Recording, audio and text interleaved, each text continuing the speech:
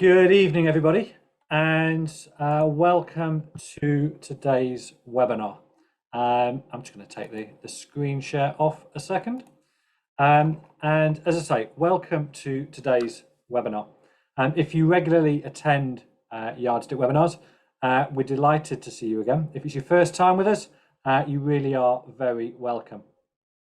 I'll introduce our guests in a second, but today we're going to be talking about communication in these toughest of times. So I'm aware that we've got a lot of guests on from in the US today, but here in the UK, this week inflation was predicted to rise to 18%. 18%. Interest rates are predicted to go up past 5%. Utility bills are eye-wateringly expensive and expected to get worse. And that's all leading to a cost of living crisis that many of us, the like of which many of us have never seen. And then add in stock market volatility and doomsayers on both traditional and social media, which I'm sure Neil and Brian are going to talk about in a bit. And you've got some understandably nervous people out there. And that means those people are going to be looking to you as their financial advisor, their financial planner, for reassurance that everything's going to be okay. And in our view, you need to be there for them. Back in March 2020, we saw some advisors shrink from that task. They put their fingers in their ears, they put their tin hat on and slid under the table until the storm had passed. And luckily, at least in the context of stock market volatility, that storm didn't last very long. But right now, I think it's different. The current issues we're facing aren't going away overnight. That means advisors have got two choices: to step up or slide under. And I'm delighted that today we're joined by two formative experts in behaviour and communication. We've got Neil Bage and Brian Portnoy from Shaping Wealth to help everybody step up. So I thought without further ado, we'd start by introducing both of them. Brian, let's start with you if it's okay. Tell us a little bit about your background and the story behind Shaping Wealth and what you're doing now. Yeah, sure. And Phil, thanks for arranging this. Thanks for having us on. So real quick, my background in the industry is mostly on the investment and portfolio management side. So I spent 15 plus years, mostly in the hedge fund industry, managing portfolios of complex assets. And probably the biggest takeaway of that experience is that no one really knows anything. It's impossible to predict the future. And bottom line, it's behavior and decision making that really drives outcomes. And so I stumbled and bumbled toward pivoting my career toward more of a writing focus. So fast forward to now, I've published a few books in the field of behavioral finance, and one of them, The Geometry of Wealth, seems to have landed well with audiences, and in particular the idea that what we all really want in our money life is funded contentment, this idea that true wealth is the ability to underwrite a meaningful life. Shaping Wealth, the company that Neil and I co-founded, is basically the transformation of that book and that idea into an all-out coaching and content program platform focused mostly on working with financial advisors, so effectively coaching the coaches. Thank you, Brian. And then Neil, same question to you. What's your background? Tell us about your background and maybe some of your aspirations for Shaping Wealth. Yeah, gosh, my background. So I've been in the industry for a while. I know I look very young, but it's at least 20 years, maybe more. And I've worked in big corporate FTSE 100 companies. I was formerly head of strategy for a FTSE 100 company, left there, set up on my own, founded and exited a very successful behavioral insights technology company only recently, before I joined forces with Brian to kind of bring together Shaping Wealth. And regarding Shaping Wealth, I have a ton of aspirations, but one of the things that struck me when Brian and I initially kind of went on this journey together, and if you kind of move back and look at the broader Shaping Wealth team, every day I kind of pinch myself, because across that team, there's experts in sociology, psychology, physiology, neuroscience, communication, technology, education.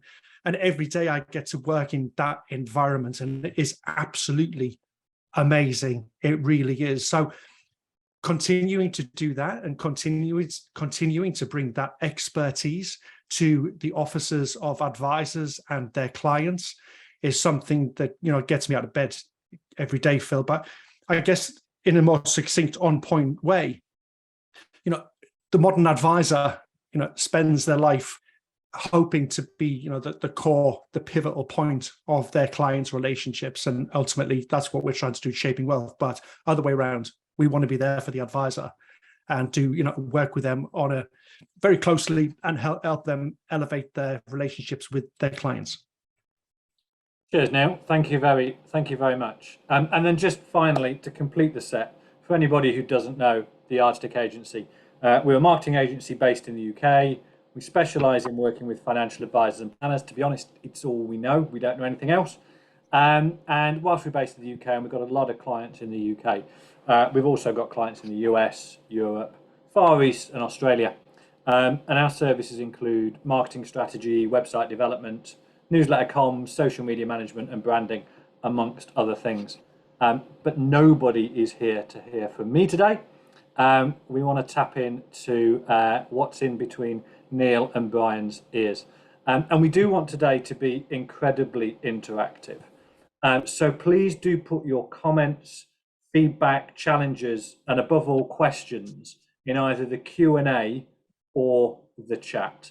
In the Q&A or the chat. And both Neil and Brian have said that they'll stick around as long as necessary to answer any questions that we've got today.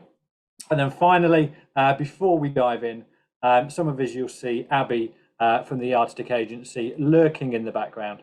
And Abby will send out a copy of the recording tomorrow, a couple of links, contact details for myself, Neil and Brian, etc. So we'll get that out to you tomorrow morning. So let's get into it. Let's get into what we're here to talk about today. Neil, let's start with you. I want to start by, if we can, defining the problem. What are consumers, what are clients of advisors and planners in the UK specifically worried about right now? Oh, gosh, Bill, I think you kind of set the scene at the top of this webinar, right? Cost of living, petrol, gas, electricity, train fares, stock market volatility, interest rates, inflation. I mean, COVID, the environment. It's kind of like, where do you go on? We are in a perfect storm of, dozens, if not more, kind of big issues that are entering our brains on a daily basis that we have to try our hardest to deal with. And ultimately, those things that, life, they all actually boil down to one question that's on every client's mind. So, gas, electricity, travel, everything that I just mentioned, all boil down, funnel down to one question. And that one question is, am I going to be okay? Now, by I mean me, my loved ones, the people I care about. That ultimately is what is on every single client's mind, whether you're in the UK, the US, Asia, wherever you are in the world. That question is ever present. The cost of living, petrol, gas, electricity, they're kind of just timely challenges. They've popped up. They are of the time. We have to deal with them, and we'll get through them. But that question, am I going to be okay, is just a timeless question. It's like, it's always there throughout life. It's always at the forefront of our mind. Am I going to be okay? And the way that we deal with the timely and the timeless from a behavioral perspective is different. It really is, especially when it comes to communicating with clients and helping them try to navigate this landscape of life. And Brian, Neil's talked about, a universal question. Would you agree with that in the US? Anything that you would add to that that's specific to what you're seeing in the US right now? And then to move the conversation along, how do advisors and planners develop a really deep understanding of the specific issues that each individual client that they work with might be worried about right now? So, contrary to Neil, in the UK, everything in the US is great. Everyone's getting along. Everyone loves each other. Just a lot of, a lot of brotherhood over here. No inflation. Stock markets are pretty smooth and easy to predict. No, I mean, the economic challenges, the timely economic challenges that we have are identical to, the ones being experienced throughout the world, and the US economy being as big as it is, a lot of the trends here drive trends overseas as well. So, from a timely problem perspective, yeah, it's the same stuff. But I'll point out that, if you take a wider lens on economic history, there's always something. There's really never a moment in time where it's blue skies. You can look backwards and say, oh, okay, it all worked out for them, but it's not going to work out for me. The fact is that you can go year by year, quarter by quarter, really over centuries, and identify things that had people pretty freaked out. So in a sense, there's nothing new under the sun. The old line that history doesn't repeat, but it rhymes, I think it's very, very true. And Neil articulated something that's really important for the way we do our work at Shaping Wealth, which is to recognize that there's a bridge between the timeless and the timely. The timely is the shiny ball, and we get wrapped up with the headlines, but there are timeless issues that tap into our evolutionary psychology. So, we were built in order to survive and then to thrive, and we're never more than a stone's throw away from that evolutionary two-step. I mean, you asked me a second question in terms of, how do you deepen the understanding? How does an advisor deepen the understanding of what's on a client's mind? And I'm not being cheeky when I say that you could just summarize it by saying, ask them. Ask them what's going on and what they're feeling. And I'm really not trying to be coy or clever. The art of conversation and the art of asking people the right questions in the right way is also a skill that we see some people have more than others.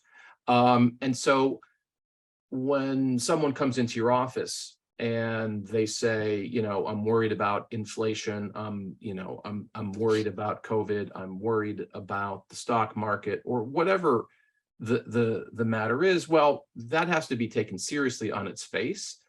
But there's also an element of the understanding the question behind the question. So what are they really getting at? The fact that the price of gasoline, what you would call petrol, has gone through the roof over, the last however many months or year or so, even though it seems to come back down a little bit. This is a very timely question. To what extent is that actually impacting someone's ability to pay their bills and to achieve their financial goals, versus is it just a source of alarm?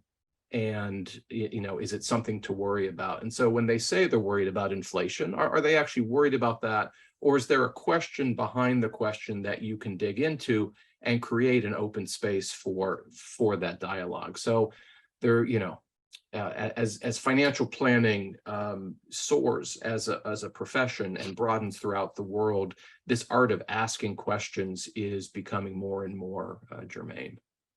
And Brian, we weren't born to ask questions in an effective way. My daughter's learnt it by the time she's 9, but we weren't born to ask questions in an effective way. So how do we learn to ask better questions? Well, this taps into the topic of empathy, and if there's an emotional centerpiece to the way we've built the Shaping Wealth coaching programs, it's around this idea of empathy, and empathy is in a sense the superpower of the modern advisor. So what is empathy? Well, it's not sympathy. It's not sort of feeling bad for somebody. The root of the word and the root of the practice of empathy is feeling with someone. That doesn't mean you drown in the same emotions. There's something known as emotional contagion, which we want to avoid. And we've all experienced that. You feel so badly for somebody that you sort of drown in the pool with them. But this art of and skill of empathy puts you in a position to be with someone, feel what they're feeling, listen, give them space, create space for them to express, because often none of us is so articulate that you're going to say exactly what you feel and why you feel it on the first go. So creating that space for someone to truly describe what's going on in their head and their heart is something that we can all work on. I'll wrap up comments on empathy by saying that it's both a trait and a skill.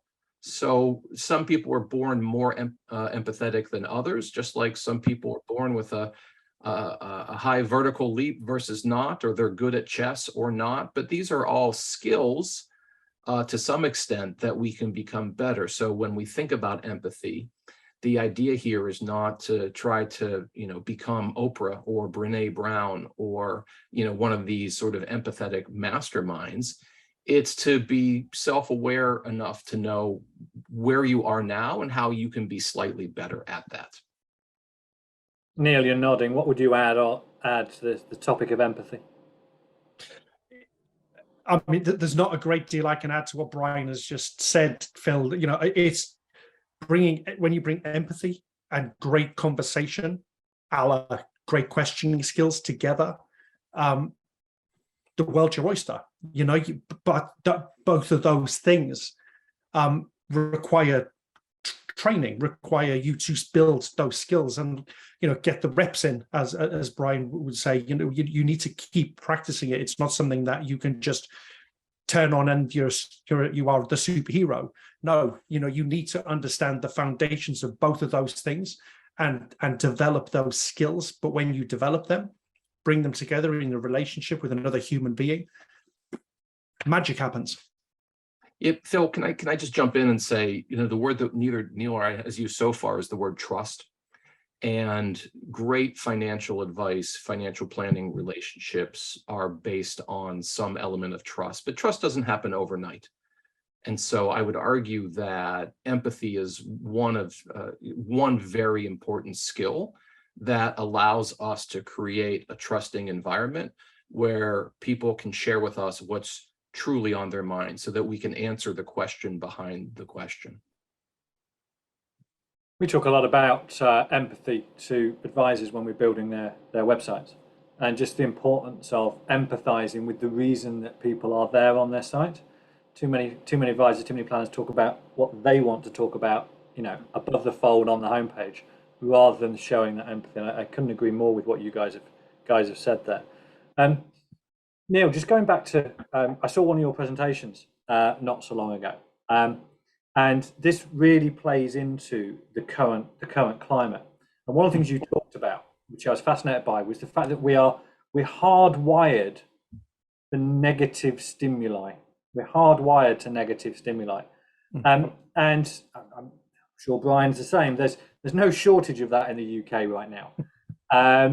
And how does our predisposition to look for the negative, both in traditional media and social media, affect how advisors and planners should communicate with their clients? So let's take a step back for a second, and let's look at the process that goes on in the first place, because that gives us a context for me to answer this question. So I see a negative stimuli, whether that be social media, mainstream media, a conversation I have with somebody. It doesn't matter how that enters my brain.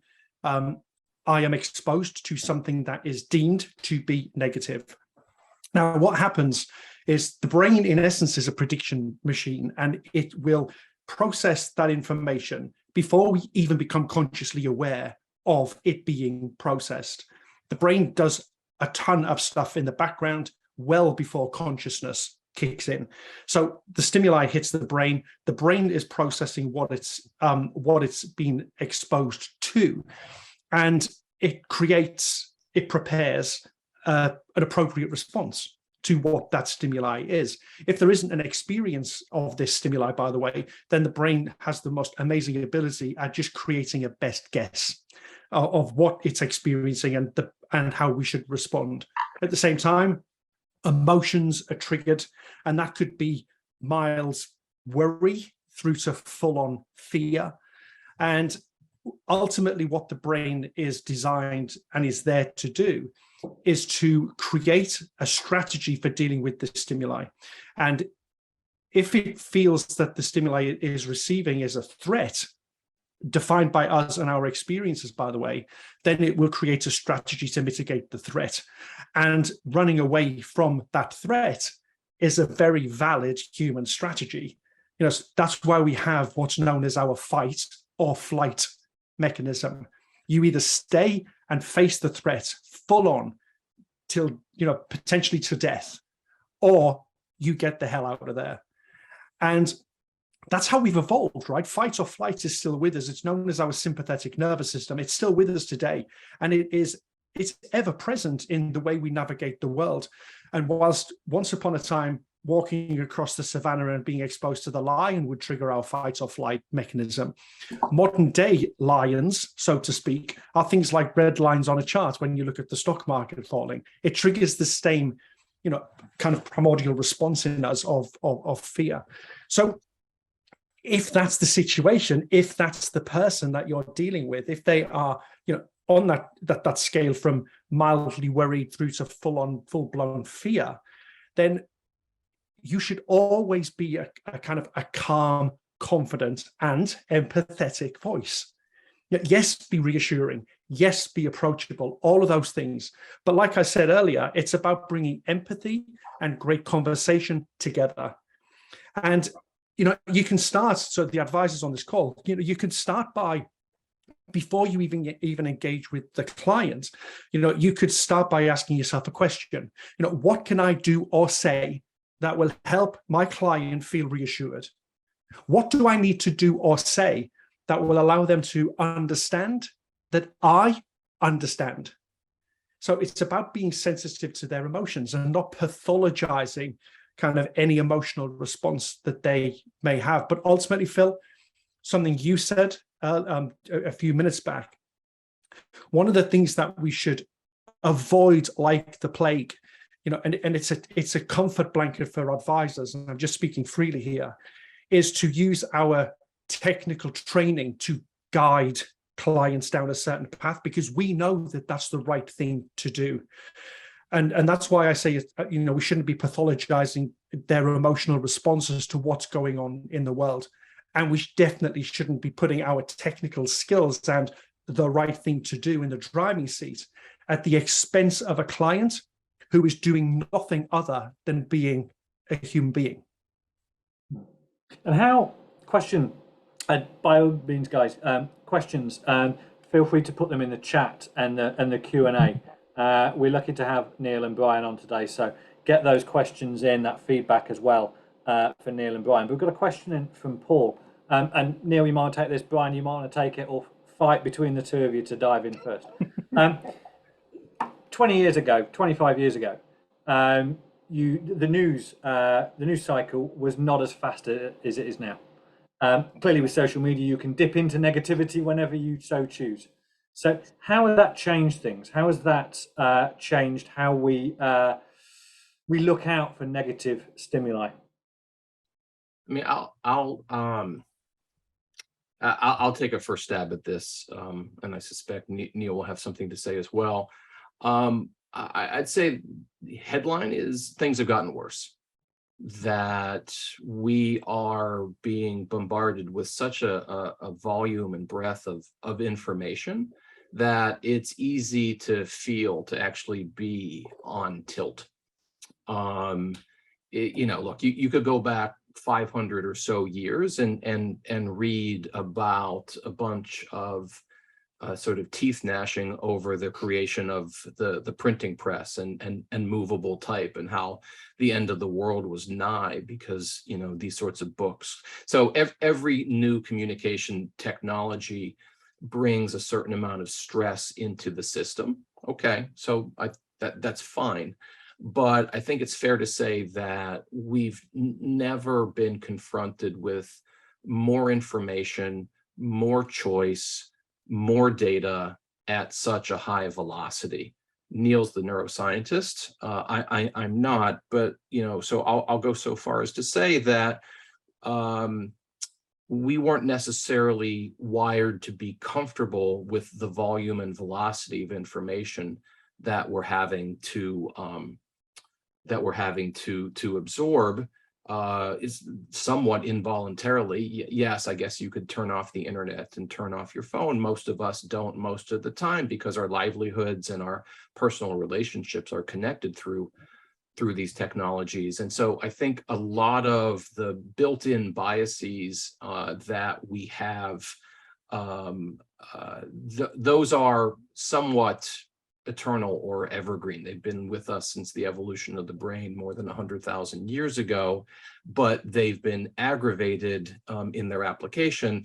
So confirmation bias, for example, we always like to find things that reinforce the things that we already believed. It's hard for us to change our mind. It's physically uncomfortable if you think about it. Well, now, given the volume and velocity of information at our disposal, it's as easy as ever to confirm whatever prior belief we already had.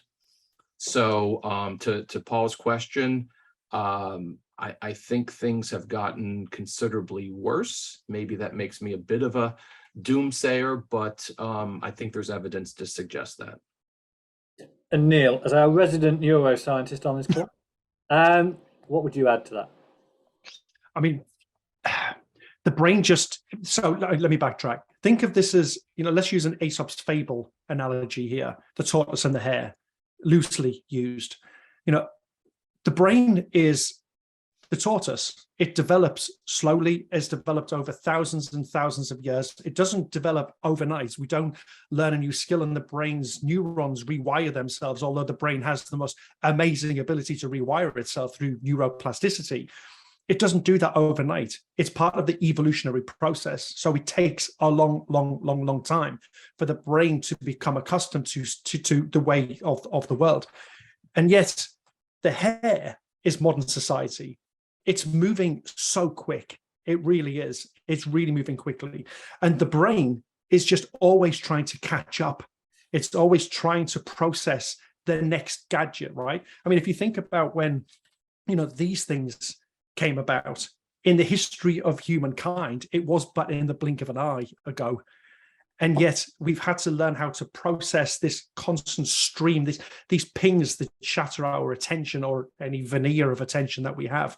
So there was a great piece of research recently I read, which said that whilst we are more connected than we ever have been before in the history of humankind, we've never felt more disconnected at a psychological level. And it's because Brian's already alluded to this, we are just being bombarded with stuff constantly, and that ultimately takes its toll. And we can see that if you look at figures on depression, anxiety, stress, worry, it just exacerbates everything else that's going on that we have to deal with, stuff that we talked about at the top of the webinar, the cost of living, etc. So there's a lot to deal with, and given that the brain is coping as best it can, but ultimately, like the tortoise and the hare, the tortoise will win. Question in from Sarah about the bombardment. How do you two personally deal with the noise, the bombardment? Not well.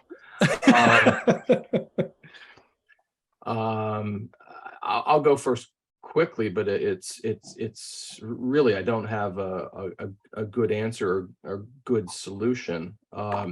You know, I work at a remote only company with partners and clients all over the world. There's effectively no way to turn off my machine without turning off my work life. And by the same token, maintaining personal relationships goes through technology. I can see firsthand that in-person stuff is better, but in-person stuff is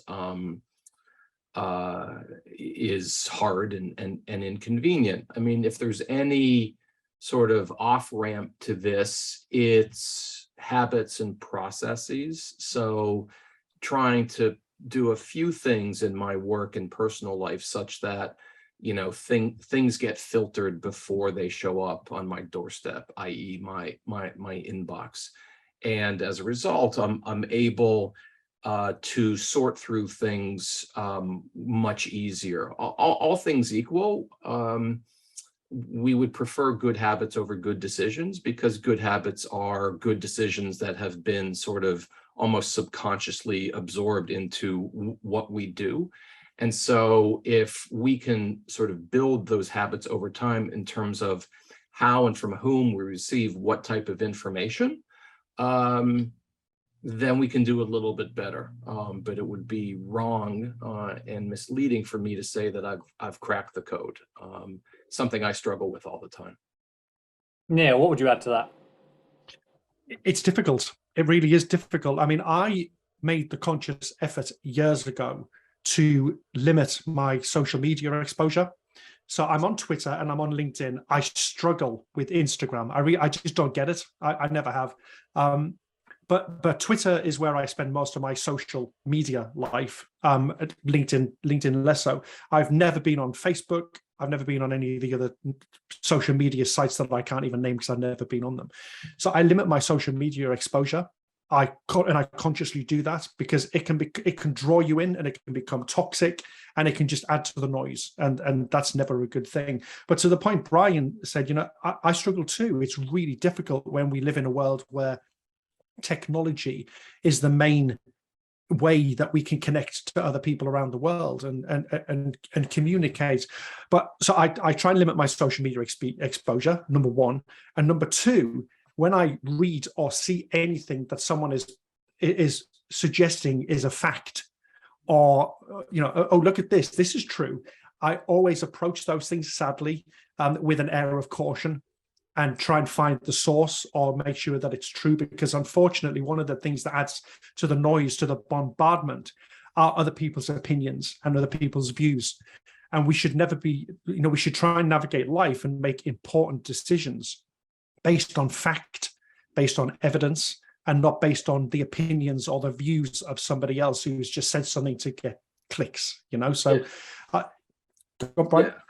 yeah, and Phil, maybe you're going here next, and apologies if you're not. You could redirect, but you know, notwithstanding deep personal failings on behalf of you know, senior members of the Shaping Wealth team, the implications of all this for financial advice are pretty profound, because the ways in which we can choose to communicate, compel, cajole, comfort our clients, we now have more tools, but we have more problems in how to get through to them. So it's something that feeds on itself a little bit. And I think you see it from your seat in terms of running, you know, this big marketing firm platform with global clients, and we see it in working with financial advisors all over the world in terms of, well, what are the best ways, and even what best means is debatable, but what are the best ways to be communicating with clients in order that everyone achieve the objectives they're seeking? I think, yeah, it's exactly where I was going next, particularly around social media. And for me, one of the things I really dislike, I think it comes back to the conversation about empathy earlier, is when the days when markets fall by quite a significant amount. And you can predict that some advisors will head on to their their social media platform of choice, whether it be Twitter, Facebook, LinkedIn, or Instagram. Not that I go on there like you, Neil. I think it's an age thing, mate. And they will come out with glib statements. This shall pass. Yeah, that sort of thing. And for me, it just feels, it lacks empathy. I don't know how you guys feel when you see statements appearing like that on your Twitter feed, your LinkedIn feed, your Facebook feed. It feels cheap and easy. Finance is just riddled with aphorisms, some of which happen to be true and useful, but are so overused, they come across as a bit patronizing. Oh, there's noisy markets, things are volatile, invest for the long run. Just stick to your portfolio. You just sort of say things that might be technically true.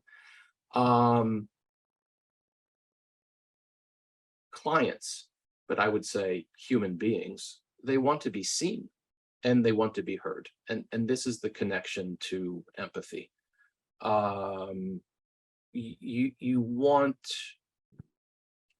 Anyone wants to be seen and heard. And let's go to the relatively narrow context of a financial advisor and a financial advice client. The client wants to be understood, they want to be heard, they want to be respected.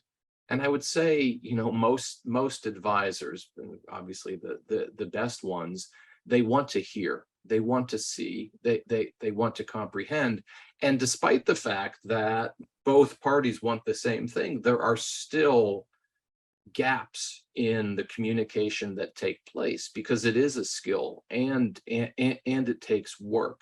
A personal failing of mine over many years, and it's something I still work on, which is, listening to respond versus listening to understand. How many conversations have I been in, just ask my wife, where I'm just waiting for the opportunity to say my piece, as opposed to truly listening. This, I can wave a hand and say, well, this is the way they are. That's an excuse. That's a personal excuse. The fact is that there's an opportunity that we all, including me, can take advantage of to be a little bit better at those things. So remember, the context here is just sort of the avalanche of information, but in that, the ability to create a space in which somebody is heard and understood, and then a plan with actionable steps can be built in order to get to a better place. Man, that's awesome. That's art. That is, to some extent, the height of financial planning, because you're truly helping somebody along their life's journey. Thank you, Brian. And there's a question come in from Emma. And again, feel free, Neil, Brian, fight over this question. What would be your suggested social media content to keep clients calm during volatile times? Who wants to take that? I mean, I will say, maybe not specific content or messages, but one of the things that you do need to do is be visible. That's an obvious thing. So you need to you need to be seen and heard. But equally, you also need to remember that in amongst all of that noise we've talked about, in amongst all of that being bombarded with stuff, that anything you do is, is bite-sized and easily digestible. The last thing people need when they are in a state of worry, stress, panic, anxiety, fear, whatever variation of that you choose, is to read a 25-page PDF with charts and graphs. They don't want it. They need quick reassurance. They need to know you've got their corner. To something Brian said earlier, they need to trust you, and you need to be visible, be there. And I mean, for me, and this is it. No, it's not me. It's us. I wouldn't be using social media as the way to quell their fears and anxieties. I'd be picking up a phone and talking to them. I'll be having a conversation with them. Social media, great for just kind of saying, this is a message, short, bite-sized, punchy, to the point. But if you know that you have a client or clients that are struggling or worried or concerned, then the art of conversation, something we've been mastering over thousands of years, is the only place that you should go to help those people navigate that situation. Yeah, I was struck by the juxtaposition in the question of social media and calm. Those two don't always go together. I want to double down on Neil's emphasis on bite-sized content. I think that, and I still see it, lots of advisors will send out pretty long emails or PDFs with some exposition of what's going on in the market, and maybe there's an element of what does this mean for you, but giving people just a dump of facts and numbers isn't really going to land with them. There's a certain theater to financial advice historically that has been played out and not particularly effective. The theater being one person plays the market strategist and economist, and the other person plays the part of someone who pretends like they care. And you end up having a somewhat unproductive exchange between somebody who's saying things that aren't true.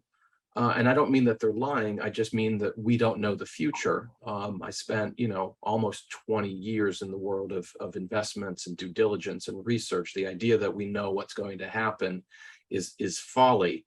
But, we do crave certainty. We neglect probability. So, one side of the table is trying to deliver some form of certainty.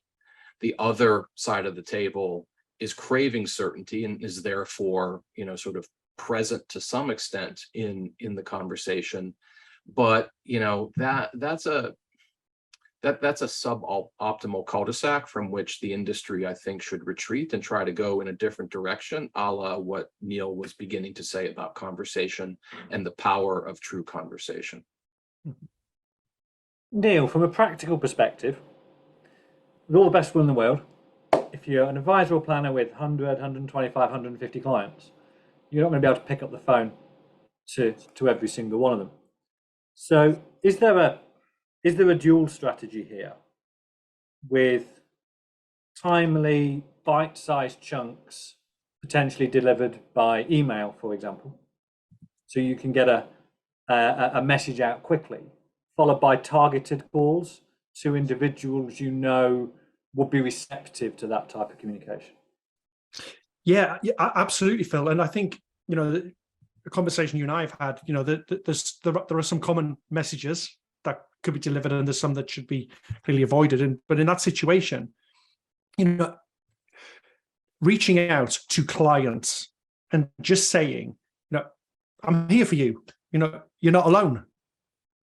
That in and of itself is a great place to start. But what I tend to err more on the side, Phil, of reframing communication as conversation starters.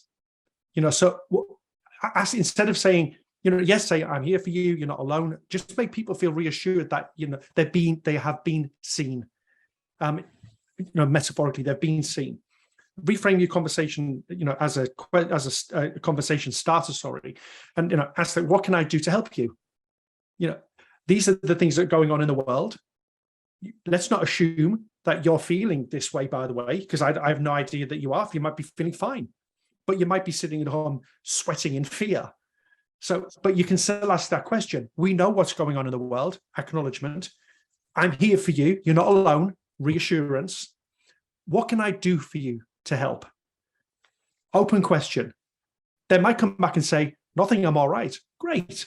But they might say, actually, whatever their response might be, right? So it's about, yes, we can be visible to people en masse. Hi, everybody. Just so you know, world's a bit crappy at the moment. I'm here for you. You're not on your own. Followed up with that supplemental, if you're feeling whatever, what can I do to help? It's not about communicating a message that I want to communicate. It's about telling the people I care for, my clients, that I'm here for them and my door is always open. So I don't care how you feel. Come in, talk to me because I'm here for you.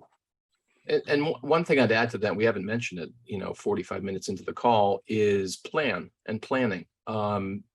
presumably there should be a plan in place, and the plan is an anchor of multiple multiple uses in helping to focus the conversation, to articulate or help to articulate what emotions are at play.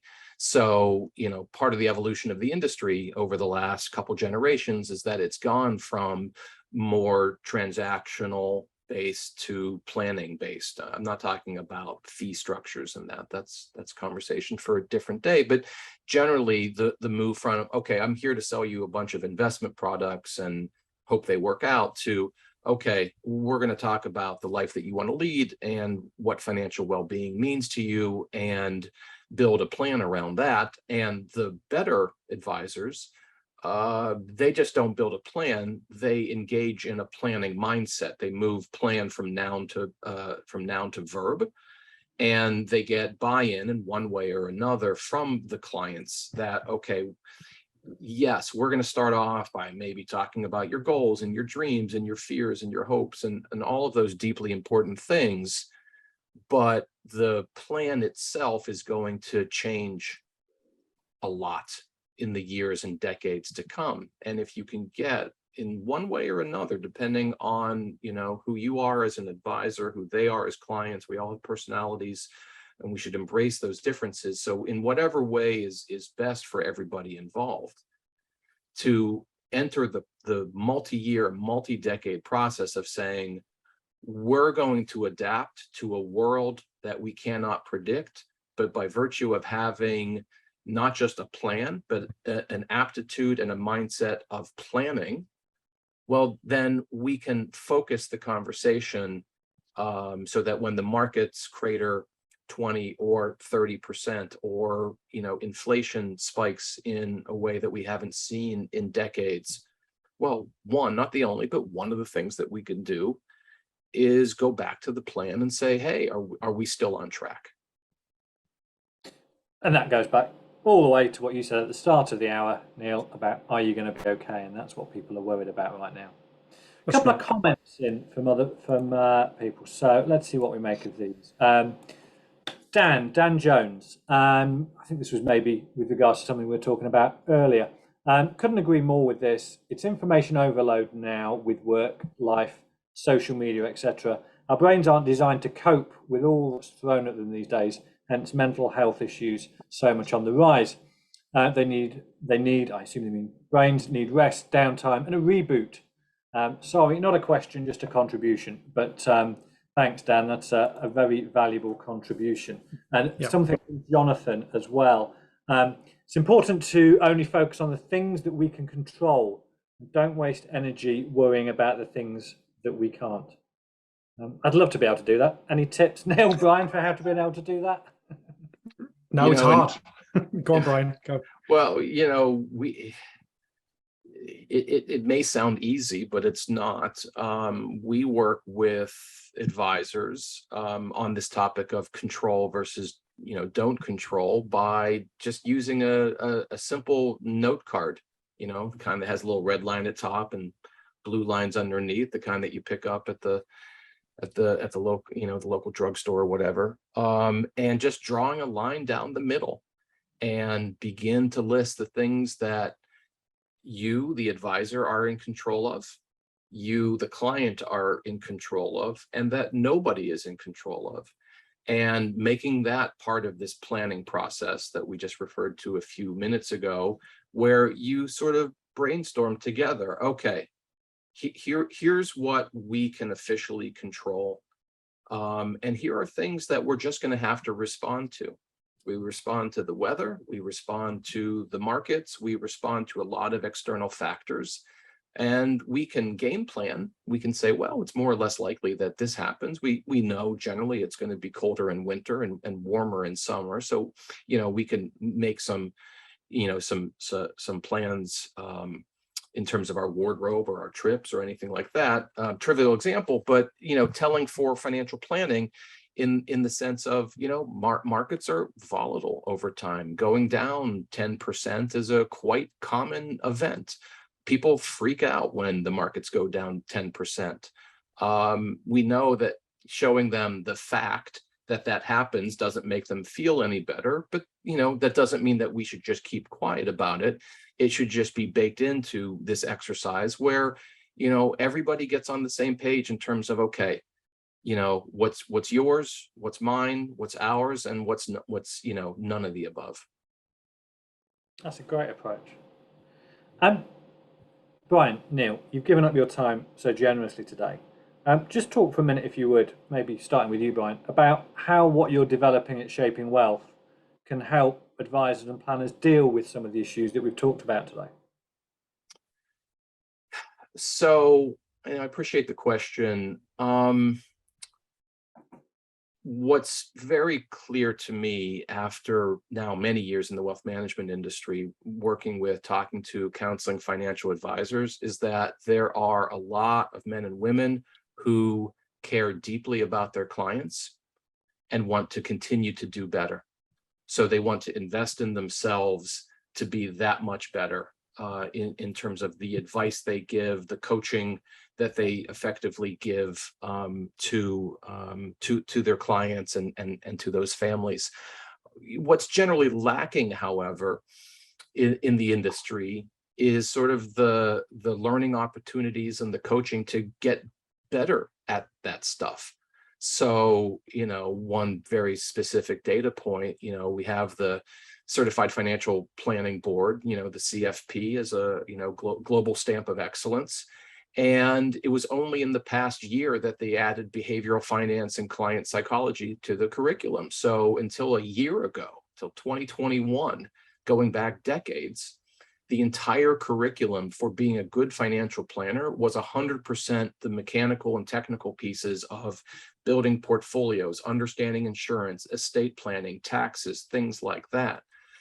The fact is that the modern financial advisor, she helps people along their life's journey, but wears two hats along the way, both mechanic and guide. And so it's one thing to be responsible for the vehicle and to make sure that the engine is running smoothly, the portfolio set, the estate planning is the way it should be. You own the right types of insurance, all critically important, non-negotiable. But is the vehicle headed in the right direction? That's the guidance piece. What does it mean to have a goal? How do you establish and try to achieve those goals? How do you deal with the fact that once we achieve our goals in life, we tend to be not much happier than we were before we achieved them? There's a whole host of issues.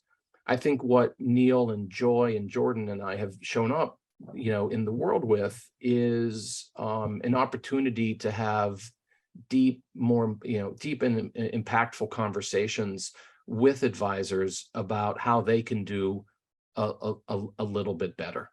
And so far the appetite seems to be just unbelievable. US, Canada, UK, the continent, Australia, Middle East. There's just a lot, there's millions of quote unquote financial advisors out there, but dozens of different types. Generally speaking, there's a very large community with an increasingly loud voice saying, hey, we're here to help these people lead better lives. We're responsible for their financial well-being. Just knowing the technical pieces to it is insufficient. And we're here to help the helpers. Neil, what would you add? I'm going to steal a line from everything Brian said, plus my point. Brian said something to me a few weeks back, and it really stuck as a really powerful statement. He said that, financial planners, that it's back to this mechanic guide analogy. Financial planners are amazing at what they do, but actually there's a stark reality here that one of the, we are amazing at communicating. We can speak, I'm speaking here, people are listening to me. But actually, one of the languages we never really learn is the language of money.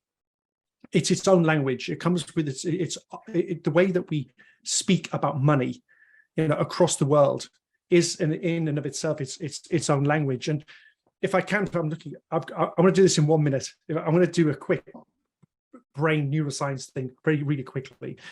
So when we speak, language, the ability to speak and to describe in detail my emotions, my feelings, what's going on, gives us as a species a huge advantage over any other living thing. You know, I can tell you exactly what happened to me, how I'm feeling, and all that type of stuff. Now, the words, the sentences that I use really, really matter, really matter. So if I'm having a conversation that makes you feel good, it'll trigger dopamine, cortisol, oxytocin, endorphins. That'll give you, as the listener, this sense of well-being. But if I use words or sentences that create a sense of fear and anxiety, then I'll likely trigger cortisol, vasopressin, and adrenaline, whatever, right? It won't make you feel great. So the words that we use are really important. Narrative in this context is really, really important, because that can direct and guide our attitudes, our beliefs, and ultimately our behaviors. Now, going back to the language of money thing, you know, when we are communicating with clients, if we use a language that is familiar, then actually what happens is the brain's neurons fire better, the more efficient, and it's more likely that I'll understand. Information flows better, in essence. But when I'm using words or sentences or stories that just don't make sense to me, then my brain has to work harder, and therefore the information that I'm receiving is often lost, ignored, or it's just not absorbed by the brain. It just doesn't know how to process it. So our ability to process language efficiently, you know, if that's limited, then my understanding is limited. But if it's not, then I'm in the best place to make a decision based on the conversation that I'm having. So the words, the sentences, the stories that we're exposed to shape our feelings and then directly impact how we perceive the world. And one of the big parts of what we're doing at Shaping Wealth is everything that Brian said, but we're also giving advisors that we work with the ability to learn the language of money and figure out the best way to communicate that with clients, given everything that we've talked about over the last, 56 minutes. And for anybody, we're going to talk about prospective clients in a minute, prospects in a minute, but for anybody who wants to learn more about Shaping Wealth, whether you're from the US or the UK, we'll be putting a link to what Brian and Neil call the inner circle. We'll be putting that link in the follow-up, which will come out tomorrow. But thanks, guys, for giving us that insight. Just want to wrap up by talking about prospective clients, and these are people who have made an inquiry to an advisor or planner, but for whatever reason, it's not gone forward. The individual has not engaged the advisor or planner yet, so they've not had months and years of the benefit of working with an advisor and planner when they've been trained to deal with these situations. So these prospects, they're probably feeling even more anxious than advised clients, even more worried than advised clients. So my question to you guys, and feel free to dive in first, Neil or Brian, whoever, how can advisors and planners use the current climate as an opportunity to demonstrate the value that they offer, while providing that comfort, that peace of mind and information that people crave? Neil? It goes, Phil, everything that we've said so far is true for potential clients too. These people need to see and hear that we're here for them. They're not alone. They have been seen. But also we need to be careful. We need to be conscious of the words, the sentences, the stories that we tell these people, to allow them and give them permission to step forward and engage with us. Sometimes we are way too technical. We push our technical competency, we push our mechanic personality to the fore, and we say, look how good we are. We can solve your problems. Look at all of our qualifications, whatever. Do you know what they need? They need a guide. That's what they need. So our first engagement with them, typically, sweeping statement, is one of, look how good we are, look how technically competent we are. Yes, we hear you. Don't worry, pathologizing feelings, whatever it is. We just need to be more human and realize that these people need to be communicated with in a way that speaks to them and their fears, anxieties, and worries, and dreams, and hopes, and aspirations as well, in a way that makes them feel that I'm being communicated with by another human being who cares, who hears me, and who has empathy to the situation that I'm in. Brian, how would you add to that? I'd add by, throwing in the unfortunate fact that I think most regular, normal people wouldn't really recognize the last hour as a conversation about financial planning because the industry has such a crap reputation. If you look at surveys of financial services, we are an untrusted lot. And they're probably not making a big distinction between an investment banker and a financial planner and a portfolio manager. And okay, there are very big differences, and maybe it's not our job to explicate the entire ecosystem in that way. But what we can do as an industry, and I mean wealth management, financial advice, financial planning, I'm using those interchangeably, is, to echo some of Neil's comments, point out that financial well-being is a thing. It's real. It has a definition. It's important. It's hard to achieve. And like in every other dimension of our overall well-being, we need help. And so if you think about our physical or emotional or spiritual well-being, we have doctors and therapists and clergy who are right there if we want them to. We are at the beginning of explaining to the world that, some of us are actually here to help. We actually care, and that there is a craft to this that has very little to do, maybe nothing to do, with selling you an investment product or an insurance policy, and instead, quite differently, take seriously like who you are and who your loved ones are. And yeah, business takes place because that's the nature of things, of course. But we all, even quote unquote successful advisors on this call, have so much more work to do to explaining what is it that we're even doing here to begin with. And I don't take that as something depressing. I take that as an opportunity for everyone to grow and thrive and build great businesses about doing, around doing good things for good people.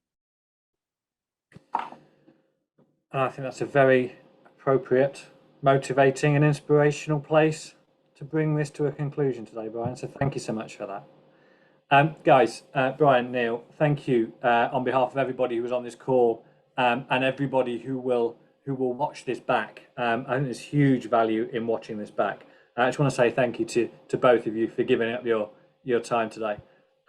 Really do appreciate it, and some really nice messages coming in.